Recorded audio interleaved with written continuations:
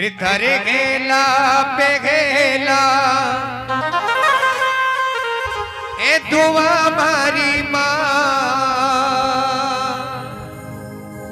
ए दुआए मारी माँ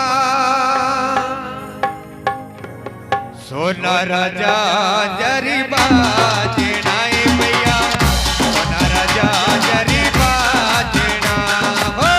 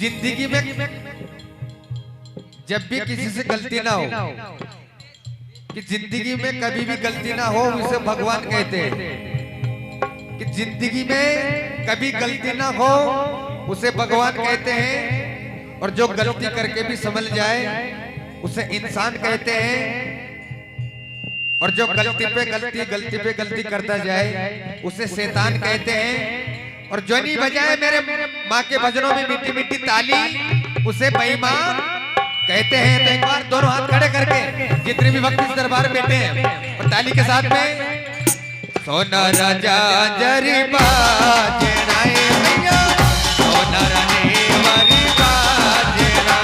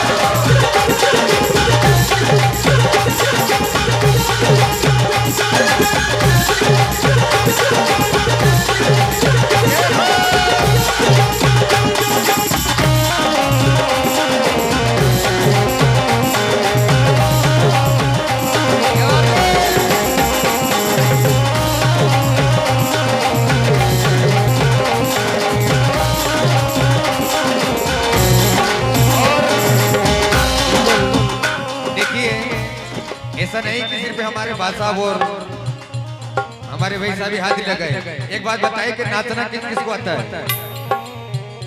नाचना किस किस को आता है? जिसको भी नाचना आता है एक बार खड़े हाथ करके। नहीं आता है? अभी शादी ब्याह का माहौल हो, डीजे बज रहा हो, या फिर हमारे दोस्ती की शादी हो, तो कहने की जरूरत नहीं होती, हम सब नाचते हैं, है ना।